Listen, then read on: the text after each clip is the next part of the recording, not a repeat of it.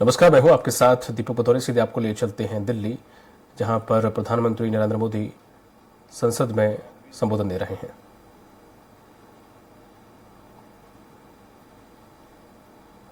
जो भी नई व्यवस्थाएं करनी पड़ी, आपने उसको किया। देश के काम को रुकने नहीं दिया। सदन की गरिमा भी बनी रहे और देश के आवश्यक कामों को जो गति देनी चाहिए वो गति भी बनी रहे और उस काम में सदन की जो भूमिका है वो रत्ती भर भी पीछे न रहे। इसको आपने बड़ी कुशलता के साथ संभाला और दुनिया के लिए एक उदाहरण के रूप में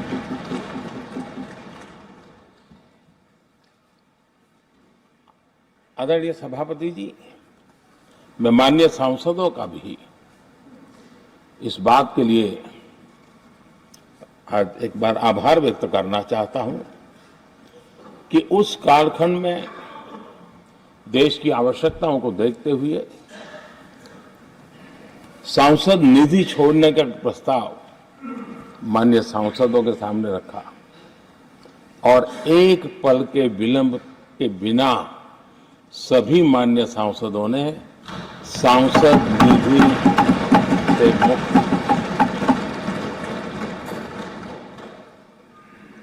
इतना ही नहीं, एक देशवासियों को पॉजिटिव मैसेज देने के लिए अपने आचरण से समाज को एक विश्वास देने के लिए सांसदों ने अपनी सैलरी में से 30% कटौती का निर्णय सबने खुद ने किया ताकि देश को भी विश्वास हुआ कि ये सबसे पहले छोड़ने वाले लोग हैं। और आदरणीय सभापति जी, हम सभी सांसद बिना कारण साल में 2 बार हिंदुस्तान के मीडिया के किसी न किसी कोने में गाली खाते रहते थे कि ये सांसदों को इतना मिलता है और कैंटीन में इतने में खाते हैं, बाहर इतने में मिलता है, कैंटीन में इतने में मिलता है, बाहर यानी पता नहीं 12 नोट लिए जाते थे। आपने निर्णय किया सबके लिए समान रेट होंगे कैंटीन में और सांसदों ने कभी भी विरोध नहीं किया, शिकायत भी नहीं की और सभी सांसदों की बिना कारण इतनी फजेत करने वाले लोग मजे लेते थे, उससे हम सबको आपने बचा लिया। इसके लिए भी मैं आपका आभार व्यक्त करता हूं। आदरणीय सभापति जी, ये बात सही है कि हमारे कई लोकसभा के चाहे 17वीं हो, 16वीं हो, 15वीं हो, संसद का नया भवन होना चाहिए, इसकी चर्चा सबने की, सामूहिक रूप से की, एक स्वर से की, लेकिन निर्णय नहीं होता था। ये आपका नेतृत्व है जिसने निर्णय किया, चीजों को आगे बढ़ाया, सरकार के साथ अनेक मीटिंगें की और उसी का परिणाम है कि आज देश को ये नया संसद भवन प्राप्त हुआ है। आदरणीय सभापति जी, एक संसद के नए भवन में एक विरासत का अंश और जो आजादी की पहली पल थी उसको जीवंत रखने का हमेशा हमेशा हमारे मार्गदर्शक रूप में ये सेंगोल को यहाँ स्थापित करने का काम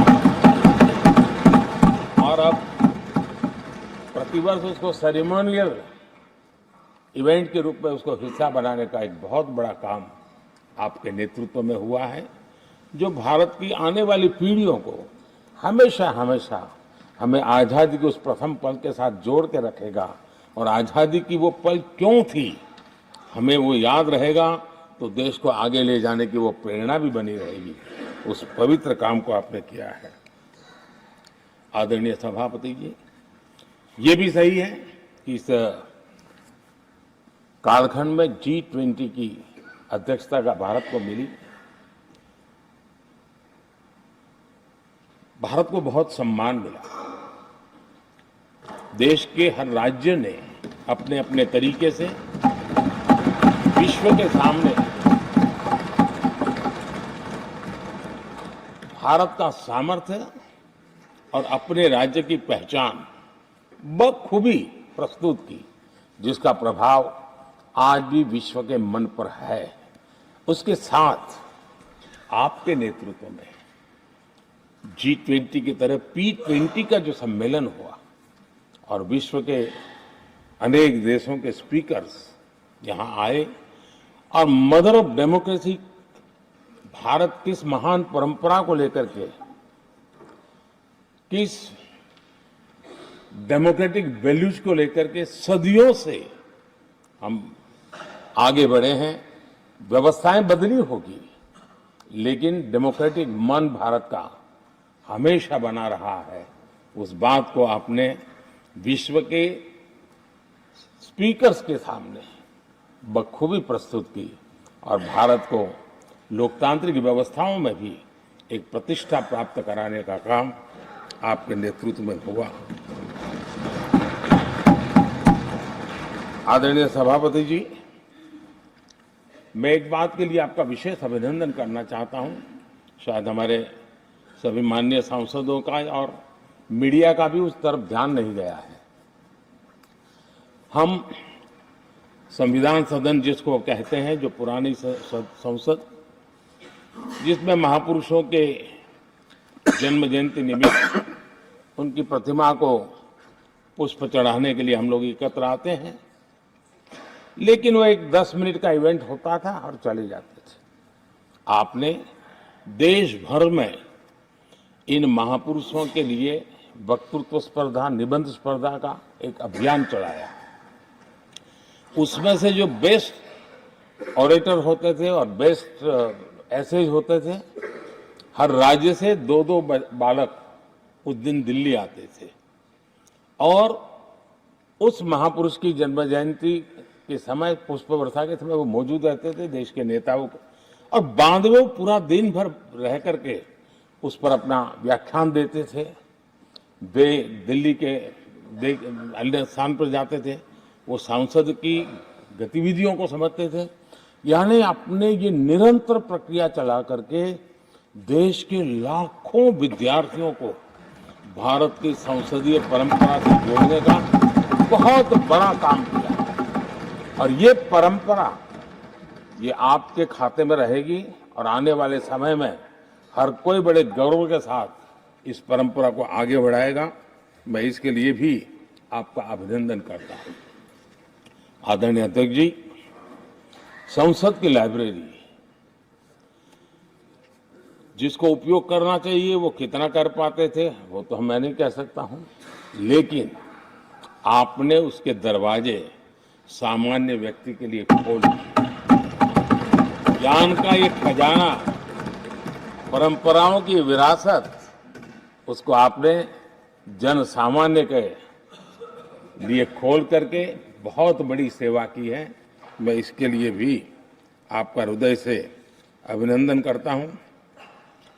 पेपरलेस पार्लियामेंट, डिजिटलाइजेशन, अपने आधुनिक टेक्नोलॉजी हमारी व्यवस्था में कैसे बने।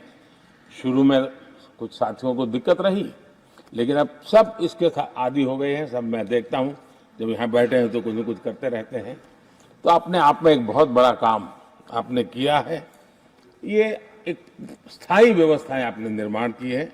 मैं इसके लिए आपका बहुत आभार व्यक्त करता हूं। आदरणीय अध्यक्ष जी, आपकी कुशलता और माननीय सांसदों की जागरूकता, उन सबका संयुक्त प्रयास मैं कह सकता हूं कि जिसके कारण 17वीं लोकसभा की प्रोडक्टिविटी करीब 97% रही है।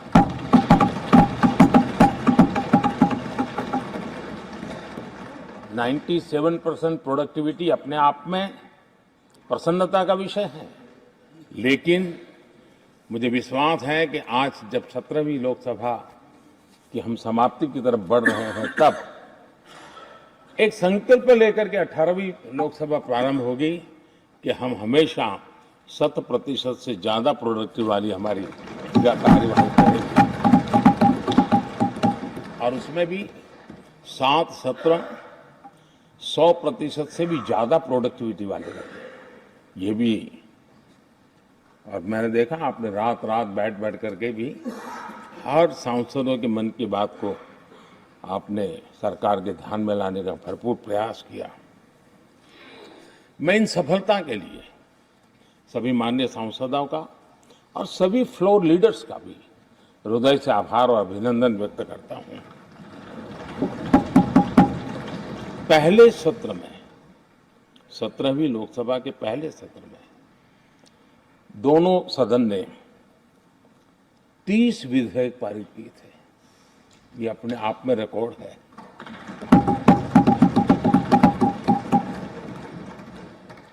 और एक नए नए बेंचमार्क 17वीं लोकसभा ने बनाए हैं।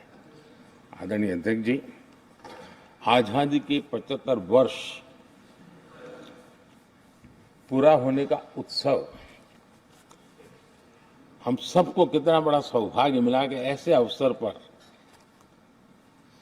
हमारे सदन ने अत्यंत महत्वपूर्ण कामों को नेतृत्व किया, हर स्थान पे हुआ। शायद ही कोई सांसद ऐसा होगा कि जिसने आजादी के 75 वर्ष को लोकोत्सव बनाने में अपने अपने क्षेत्र में भूमिका अदा न की हो। यानी सचमुच में आजादी के 75 वर्ष को देश ने जी भर करके उत्सव से बनाया और उसमें हमारे माननीय सांसदों की और इस सदन की बहुत बड़ी भूमिका रही है। हमारे संविधान लागू होने के 75 वर्ष, ये भी अवसर इसी समय इसी सदन को मिला है, इसी सभी माननीय सांसदों को मिला है। और संविधान की जो भी जिम्मेवारियां उसकी शुरुआत यहाँ से होती है और उनके साथ ये जुड़ना, ये अपने आप में बहुत बड़ी प्रेरक है। आदरणीय अध्यक्ष जी, इस कार्यकाल में बहुत ही रिफॉर्म्स हुए हैं और गेम चेंजर है। 21वीं सदी के भारत की मजबूत नींव उन सारी बातों में नजर आती है। एक बड़े बदलाव की तरफ तेज गति से देश आगे बढ़ा है और इसमें भी सदन के सभी साथियों ने बहुत ही उत्तम मार्गदर्शन किया है, अपनी हिस्सेदारी जताई है और देश,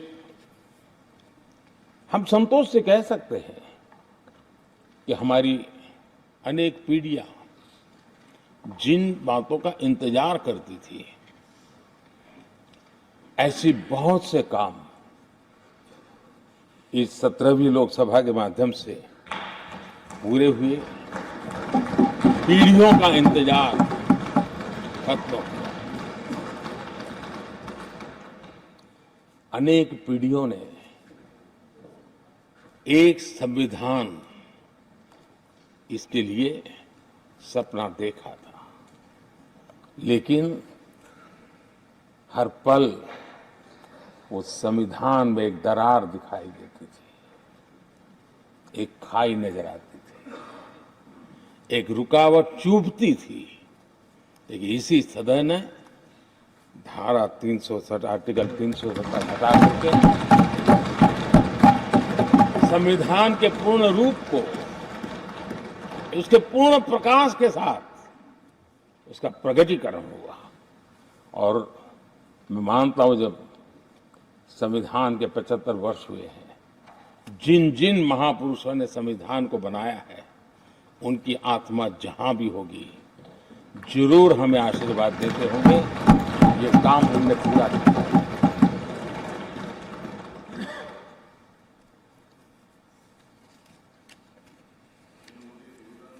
कश्मीर के भी, जम्मू कश्मीर के लोगों को सामाजिक न्याय से वंचित रखा गया था। आज हमें संतोष है कि सामाजिक न्याय का जो हमारा कमिटमेंट है, वो हमारे जम्मू कश्मीर के भाई बहनों को भी पहुंचा करके हम आज एक संतोष की अनुभूति कर रहे हैं। आदरणीय अध्यक्ष जी, आतंकवाद नासूर बनके देश के सीने पर गोलियां चलाता रहता था। मां भारती की धरा आए दिन रक्त रंजित हो जाती थी। देश के अनेक वीर होनहार लोग आतंकवाद के कारण बलि चढ़ जाते थे। हमने आतंकवाद के विरुद्ध सख्त कानून बनाए, इसी सदन ने बनाए। मुझे पक्का विश्वास है कि उसके कारण जो लोग ऐसी समस्याओं का लिए जूझते हैं उनको एक बल मिला है, मानसिक रूप के उनका कॉन्फिडेंस बढ़ा है और भारत को पूर्ण रूप से आतंकवाद से मुक्ति का उसमें एक एहसास हो रहा है और वो सपना भी सिद्ध होके रहेगा।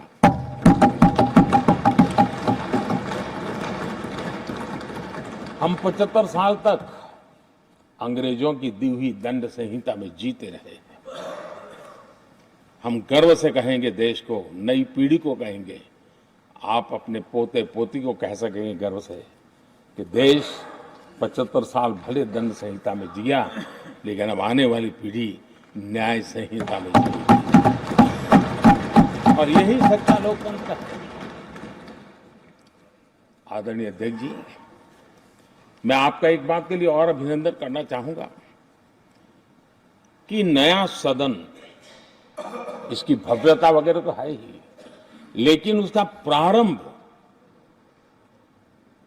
एक ऐसे काम से हुआ है जो भारत की मूलभूत मान्यताओं को बल देता है और वो नारी शक्ति वंदन अधिनियम।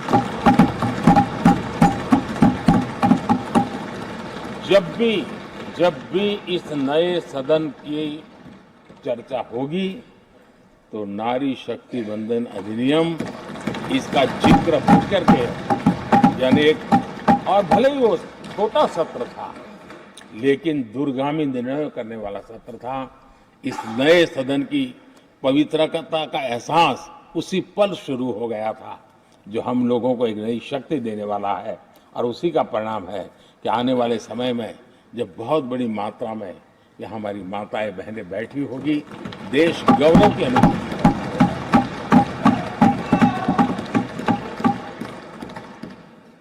3 तलाक कितने उतार चढ़ाव से हमारी मुस्लिम बहनें इंतजार कर रही थी। अदालतों ने उनके पक्ष में निर्णय किए थे, लेकिन वो हक उनको प्राप्त नहीं हो रहा था। मजबूरियों से गुजारा करना पड़ रहा था। कोई प्रकट रूप से कहें, कोई अप्रकट रूप से कहें, लेकिन 3 तलाक से मुक्ति का बहुत महत्वपूर्ण और नारी शक्ति के सम्मान का काम 17वीं लोकसभा ने किया है।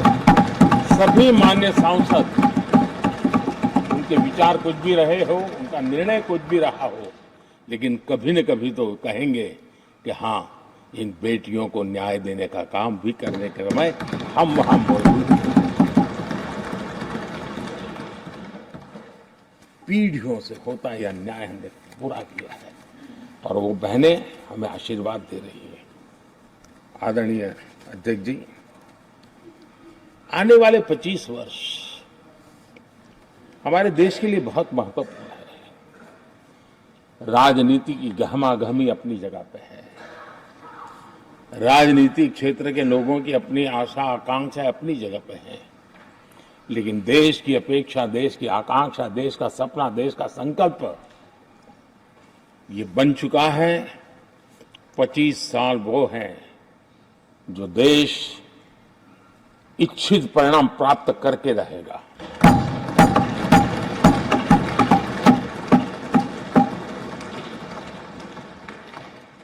(1930) में जब महात्मा गांधी जी ने दांडी की यात्रा की थी, नमक का सत्याग्रह था, घोषणा होने के पहले लोगों को सामर्थ्य नजर नहीं आया था।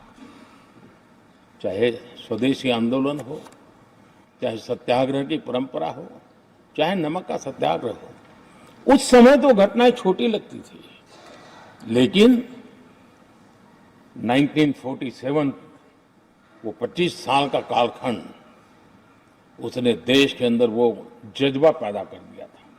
हर व्यक्ति के दिल में वो जज्बा पैदा कर दिया था कि अब तो आजाद होकर रहना है। मैं आज देख रहा हूं कि देश में वो जज्बा पैदा हुआ है। हर गली मोहल्ले में हर बच्चे के मुंह से निकला है कि 25 साल में हम विकसित भारत बना के रहेंगे। इसलिए ये 25 साल मेरी देश की युवा शक्ति के अत्यंत महत्वपूर्ण कालखंड है, और हम में से कोई ऐसा नहीं होगा जो नहीं चाहता होगा कि 25 साल में देश विकसित भारत न बने। हर किसी का सपना है। कुछ लोगों ने सपने को संकल्प बना लिया है, कुछ लोग शायद संकल्प बनाते देर हो जाएगी, लेकिन जुड़ना हर एक को होगा। और जो जुड़ भी नहीं पाएंगे और जीवित होंगे तो फल तो जरूर खाएंगे। ये मेरा आदरणीय अध्यक्ष जी, ये 5 वर्ष युवाओं के लिए बहुत ही ऐतिहासिक कानून भी बने हैं। व्यवस्था में पारदर्शिता लाकर युवाओं को नए मौके दिए गए हैं। पेपर लीक जैसी समस्या जो हमारे युवाओं को चिंतित करती थी, हमने बहुत ही कठोर कानून बनाया है ताकि उनके मन में जो सवाल या निशान था और उनको व्यवस्था के प्रति उनका गुस्सा था, उसको एड्रेस करने का सभी माननीय सांसदों ने देश के युवाओं के मन के भाव को समझ करके बहुत ही महत्वपूर्ण निर्णय किया है। आदरणीय अध्यक्ष जी, ये बात सही है कि कोई भी मानव जात अनुसंधान के बिना आगे नहीं बढ़ सकती है। उसको नित्य परिवर्तन के लिए अनुसंधान अनिवार्य होते हैं, और मानव जात का लाखों साल का इतिहास गवाह है कि हर काल में अनुसंधान होते रहे हैं, जीवन बढ़ता चला गया है, जीवन का विस्तार होता गया है। इस सदन ने विधिवत रूप से कानूनी व्यवस्था खड़ी करके अनुसंधान को प्रोत्साहन देने का बहुत बड़ा काम किया है। नेशनल रिसर्च फाउंडेशन, ये कानून आमतौर पर रोजमर्रा की राजनीति की चर्चा का विषय बन नहीं पता, लेकिन इसके परिणाम बहुत दूरगामी होने वाले हैं, और इतना बड़ा महत्वपूर्ण काम ये 17वीं लोकसभा ने किया है। मुझे पक्का विश्वास है देश की युवा शक्ति में इस व्यवस्था के कारण दुनिया का रिसर्च और का एक हब हमारा देश बन सकता है। हमारे देश की युवा के टैलेंट ऐसी है, आज भी दुनिया की बहुत कंपनी ऐसी हैं जिनके इनोवेशन के काम आज भी भारत में हो रहे हैं, लेकिन एक बहुत बड़ा हब बनेगा, यह मेरा पूरा विश्वास है। आदरणीय अध्यक्ष जी, 21वीं सदी में हमारी बेसिक नीड्स पूरी तरह बदल रही है। कल तक जिसका कोई मूल्य नहीं था, कोई ध्यान नहीं था, वो आने वाले में बहुत अमूल्य बन चुका है। जैसे डेटा, पूरी दुनिया में चर्चा है डेटा का सामर्थ्य क्या होता है। हमने डेटा प्रोटेक्शन बिल ला करके पूरी भावी पीढ़ी को सुरक्षित कर दिया है। पूरी भावी को एक नया शस्त्र हमने उसके हाथ में दिया है, जिसके आधार पर वो अपने भविष्य को बनाने के लिए इसका सही इस्तेमाल भी करेंगे। और digital personal data protection act, ये हमारी 21वीं सदी की पीढ़ी को और दुनिया के लोगों को भी भारत के इस एक्ट के प्रति रुचि बनी हुई है। दुनिया के देश उसका अध्ययन करते हैं, अपने अपना नई नई व्यवस्था अनुकूल करने के लिए प्रयास कर रहे हैं।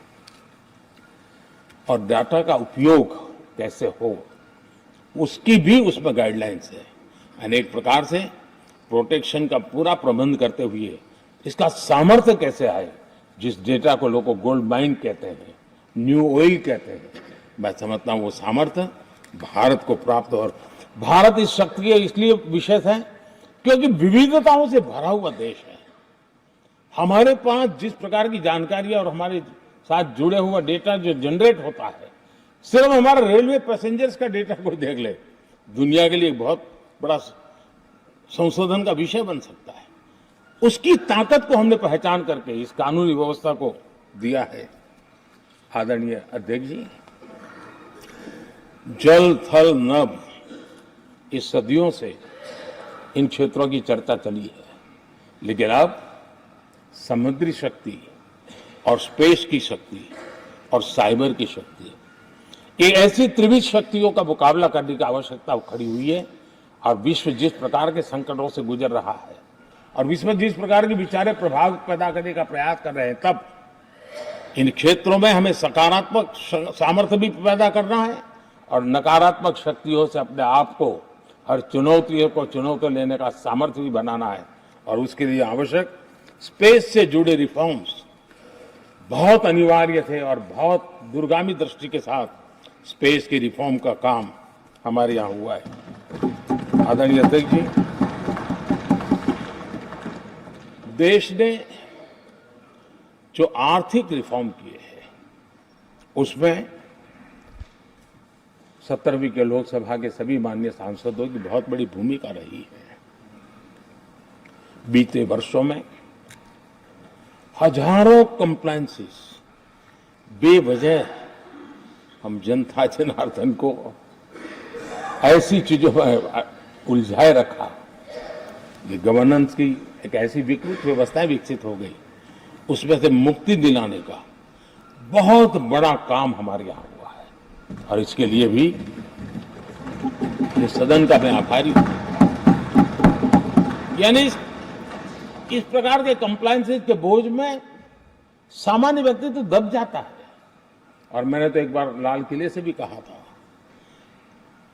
हम जब मिनिमम गवर्नमेंट मैक्सिमम गवर्नेंस कहते हैं, मैं दिल से मानता हूं कि लोगों की जिंदगी में से जितना जल्द सरकार निकल जाए उतना ही लोकतंत्र का सामर्थ्य बढ़ेगा। रोजमर्रा की जिंदगी में हर डगर पे सरकार टांग क्यों अड़ाए? हां, जो अभाव में है उसके लिए सरकार हर पल मौजूद हो, लेकिन सरकार का प्रभाव उसकी जिंदगी को ही रुकावट बना दे, ऐसी लोकतंत्र नहीं हो सकता है। और इसलिए हमारा मकसद है सामान्य मानवीय की जिंदगी से सरकार जितनी हट जाए, कम से कम उसकी जिंदगी में सरकार का नाता रहे, वैसा समृद्ध लोकतंत्र दुनिया के सामने हमने आगे बढ़ाना चाहिए। उस सपने को पूरा करेंगे।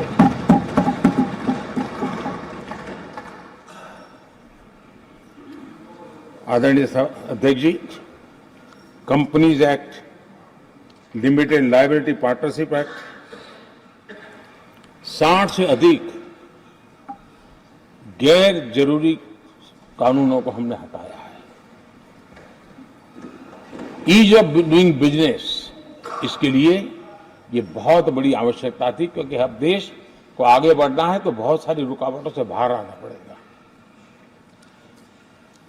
हमारे कई कानून तो ऐसे थे, छोटी छोटे कारणों से जेल में भर दो बस। यहां तक कि फैक्ट्री है और उसके शौचालय को 6 महीने में एक बार अगर वाइट वॉश नहीं किया है तो उसके लिए जेल थी, वो कितनी बड़ी कंपनी का मालिक क्यों न हो। अब ये जो एक प्रकार की जो अपने आप को बड़े लेफ्ट लिबरल कहते हैं, उन लोगों की आइडियोलॉजी और देश में ये तुमारशाही का जमाना, उन सारों से मुक्ति दिलाने का हमें भरोसा होना चाहिए भाई, वो करेगा। आज लोगों के घरों में लिफ्ट होती है, वो सोसाइटी फ्लैट वाले लोग अपनी लिफ्ट रिपेयर करते ही है जी, हर चीज कर लेते हैं। तो ये जो समाज पर, नागरिक पर भरोसा करने का काम, बहुत तेजी से बढ़ाने का काम 17वीं लोकसभा ने किया है। और इसके लिए जन विश्वास एक्ट, मैं समझता हूं 180 से ज्यादा प्रावधान डीक्रिमिनलाइज करने का काम किया है। जो मैं कहा छोटी छोटी बात में जेल में डाल देना, ये डीक्रिमिनलाइज करके हमने नागरिक को ताकत दी है, वो इसी सदन ने किया है, यही माननीय सांसदों ने किया है। कोर्ट की चक्कर से जिंदगी बचाने के लिए बहुत महत्वपूर्ण काम, कोर्ट के बाहर विवादों से मुक्ति, उस दिशा में एक महत्वपूर्ण काम, मध्यस्थता का कानून, उस दिशा में भी इसी माननीय सांसदों ने बहुत बड़ी भूमिका अदा की, जो हमेशा हाशिए पर थे, किनारे पर थे, जिनको कोई पूछता नहीं था। सरकार होने का उनको एहसास हुआ है। हाँ, सरकार अहम है। जब कोविड में मुफ्त इंजेक्शन मिलता था ना, उसको भरोसा होता था, चलिए जान बच गई। सरकार होना का उसको एहसास होता था, और यही तो सामान्य मानवीय की जिंदगी में बहुत आवश्यक होता है। वो असहायता न अनुभव, अब क्या होगा, ये स्थिति पैदा नहीं होनी चाहिए। ट्रांसजेंडर समुदाय अपमानित महसूस करता था, और जब बार बार वो अपमानित होता था तो उसके अंदर भी विकृतियों की संभावनाएं बढ़ती रहती थी, और ऐसे विषयों से सब लोग दूर भागते थे। 17वीं लोकसभा के सभी माननीय सांसदों ने ट्रांसजेंडर्स के प्रति भी संवेदना जताई, और उनके जीवन में भी बेहतरीन जिंदगी बने। और आज दुनिया के अंदर जब भारत ने ट्रांसजेंडर के लिए किए हुए काम है, जो निर्णय किए हैं, इसकी चर्चा है दुनिया को बड़ा। जब हम कहते हैं ना, हमारे यहाँ इवन हमारे माता बहनों के लिए प्रेगनेंसी के लिए 26 वीक की डिलीवरी के समय की छुट्टी, दुनिया के समृद्ध देशों को भी आश्चर्य होता है। अच्छा, यानी ये प्रोग्रेसिव निर्णय यहीं पर हुए हैं, इसी 17वीं लोकसभा में हुए हैं। हमने ट्रांसजेंडर को एक पहचान दी है। अब तक करीब 16-17 हजार ट्रांसजेंडर को उनका आइडेंटिटी कार्ड दिया गया है, ताकि उनके जीवन को, और मैंने देखा अब तो मुद्रा योजना से पैसे लेकर के छोटा मोटा वो बिजनेस करने लगी, वो कमाने लगी है। पद्मा अवार्ड हमने ट्रांसजेंडर को दिया है, एक सम्मान की जिंदगी जीने के लिए। सरकार से जुड़ी अनेक योजनाओं का लाभ जो अब तक उनको मिलता नहीं था, मिलना प्रारंभ हुआ है। वो सम्मानीय जिंदगी। आदरणीय अध्यक्ष जी, बहुत विकट काल में हमारा समय गया, क्योंकि 1.5-2 साल कोविड ने हमारे पर बहुत बड़ा दबाव डाला, लेकिन उसके बावजूद भी 17वीं लोकसभा देश के लिए बहुत उपकारक रही है, बहुत अच्छे काम किए हैं। लेकिन इस समय हमने कई साथियों को भी खो दिया है। हो सकता है अगर आज वो हमारे बीच होते तो आज इस विदाई समारोह में मौजूद होते, लेकिन बीच में ही कोविड के कारण हमें अपने बहुत होनहार साथियों को खोना पड़ा। उसका दुख हमेशा हमेशा हमारे रहेंगे। आदरणीय अध्यक्ष जी, 17वीं लोकसभा का अंतिम सत्र और अंतिम आवर ही समझ लीजिए है। लोकतंत्र और भारत की यात्रा अनंत है, अनेक, और ये देश किसी पर्पज के लिए है, उसका कोई लक्ष्य है, तो पूरी मानव जात के लिए है। चाहे श्री अरविंदो ने देखा हो, चाहे स्वामी विवेकानंद जी ने देखा हो, लेकिन आज उन शब्दों में, उस विजन में सामर्थ्य था, वो हम आंखों के सामने देख पा रहे हैं। दुनिया जिस प्रकार से भारत के महात्म्य को स्वीकार कर रही है, भारत के सामर्थ्य को स्वीकारने लगी है, और उसको, उस यात्रा को हमें और शक्ति के साथ आगे बढ़ाना है। आदरणीय अध्यक्ष जी, चुनाव बहुत दूर नहीं है। कुछ लोगों को थोड़ी घबराहट रहती होगी, लेकिन ये लोकतंत्र का सहज आवश्यक पहलू है। हम सब उसको गर्व से स्वीकार करते हैं, और मुझे विश्वास है कि हमारे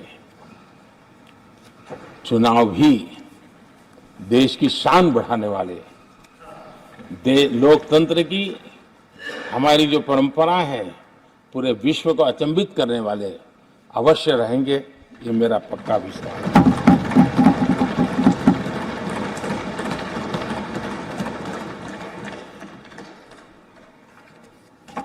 आदरणीय अध्यक्ष जी, मैं सभी माननीय सांसदों का जो सहयोग मिला है, जो निर्णय हम कर पाए हैं, और कभी कभी हमले भी इतने मजेदार हुए हैं कि हमारे भीतर की शक्ति भी खिल करके निकली है। और मेरा तो परमात्मा की कृपा रही है कि मुझे जब चुनौती आती है तो जरा और आनंद आता है। हर चुनौती को हम सामना कर पाए हैं, बड़े आत्मविश्वास और विश्वास के साथ हम चले हैं। आज राम मंदिर को लेकर के इस सदन ने जो प्रस्ताव पारित किया है, वे देश की भावी पीढ़ी को इस देश के मूल्यों पर गर्व करने की संवैधानिक शक्ति देगा। ये सही है कि हर किसी में ये सामर्थ्य नहीं होता है कि ऐसी चीजों में तो कोई हिम्मत दिखाते हैं, कुछ लोग मैदान छोड़ के भाग जाते हैं, लेकिन फिर भी भविष्य के रिकॉर्ड को देखेंगे तो आज जो व्याख्यान वो हुए हैं, जो बातें रखी गई हैं, उसमें संवेदना भी है, संकल्प भी है, सहानुभूति भी है और सबका साथ सबका विकास के मंत्र को आगे बढ़ाने का उसमें तत्व भी है। ये देश बुरे दिन कितने ही क्यों न गए हो, हम भावी पीढ़ी के लिए कुछ न कुछ अच्छा करते रहेंगे। ये सदन हमें वो प्रेरणा देता रहेगा और हम सामूहिक संकल्प से, सामूहिक शक्ति से उत्तम परिणाम भारत की नौजवान पीढ़ी की आशा आकांक्षा के अनुसार करते रहेंगे। इसी विश्वास के साथ फिर एक बार आपका आभार प्रकट करता हूँ, सभी माननीय सांसदों का आभार प्रकट करता हूँ। बहुत बहुत धन्यवाद।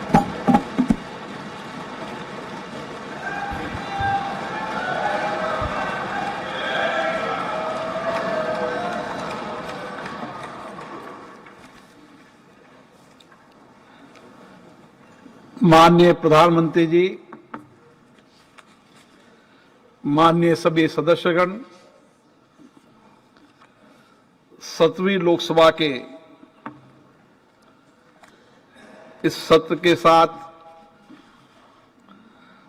लोकसभा का आज समापन हो रहा है। 7वीं लोकसभा इसलिए भी विशेष है कि भारत के अमृत काल में हमने संसद के पुराने भवन और नए भवन दोनों भवनों में अपने संसदीय दायित्वों को निभाया। यह अवसर हमें मिला, यह अवसर भी हमारी जिंदगी में हमेशा अविस्मरणीय रहेगा। नए भवन में स्थापित पवित्र सिंगोल न्याय, सुशासन, राष्ट्रीय एकता और राजनीतिक शुचिता का प्रतीक है। हमारे महान लोकतंत्र की इस उच्चतम संस्था के पीठासीन अधिकारी के रूप में आप सबके सहयोग से, आपके सकारात्मक सहयोग से मैंने दायित्व निभाया। माननीय प्रधानमंत्री जी ने अभी बहुत बातें हमें प्रेरणा स्वरूप बताई। हमारे लिए ये पल ऐतिहासिक पल रहेगा, अद्भुत भी रहेगा और हमारी जिंदगी में लोकतंत्र की इस यात्रा के लिए हमेशा स्मृतिपूर्ण वाला ये काल हमारे लिए रहेगा।